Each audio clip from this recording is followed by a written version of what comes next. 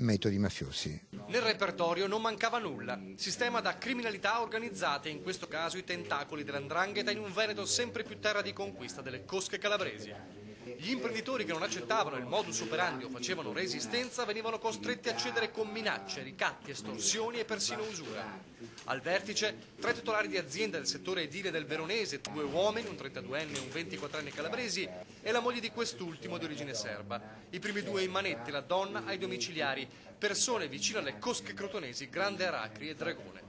E poi decine di complici e conniventi. L'operazione della Direzione Investigativa Antimafia di Padova, coordinata dalla Procura Distrettuale di Venezia, ha visto scattare 14 perquisizioni con 36 indagati tra le province di Venezia, Verona e Vicenza, ma anche Cremona, Reggio Emilia, Bologna e Catanzaro. Tutto è partito dalla scoperta che le 3 aziende veronesi da tempo eseguivano sovraffatturazioni per riciclare denaro da attività illecite. Per farlo avevano bisogno necessariamente di imprenditori conniventi, più o meno volontariamente. Chi non accettava le regole, infatti, finiva nel mirino delle minacce. Decisivo, nella lunga e complessa indagine, l'aiuto di un pentito calabrese dell''ndrangheta. Pentito dell''ndrangheta che ha dato un apporto decisivo all'indagine e che ha consentito di portare in emersione tutta una serie di episodi molto significativi e molto importanti.